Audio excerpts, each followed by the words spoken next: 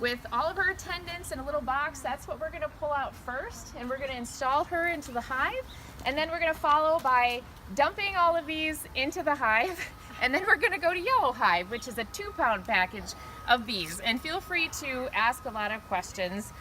This is our 4th year as beekeepers, and so we've done this a few times now, but every time it's a little intimidating to, as you'll see, when all the bees come rushing out here. So the first thing we're going to do is basically take out this can. In the middle of the package is a can of sugar water. That's what they're feeding on right now. And they're feeding a lot because they think that they're swarming. What that means is they know that they're going somewhere. The queen has told them it's time to leave the hive. There's too many bees in the hive. So they start by engorging themselves with honey or sugar water because they know they're going to be taking a trip somewhere to find a new home. So when they're engorged with sugar water, they are usually more docile. Usually.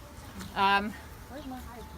So, I got it right here in my side pocket. Oh, all right. Richard's got it. Thanks, Richard. So when I pull this out, the trick is to pull the queen out in her little cage with attendants in with her, okay? And then put a cap on here to keep the rest of them from coming out right away. So, okay? So I'm going to get a grip on right this there. first. Good. Do you want to... Thanks. Yep. All right, and then I'm going to do this in a quick... And you guys can feel free to come closer. You're okay at about a 10 feet distance away. All right. So we're going to move this off to the side. And we're covering this back up. So here's the queen right here. She's in a tiny little cage called a queen cage.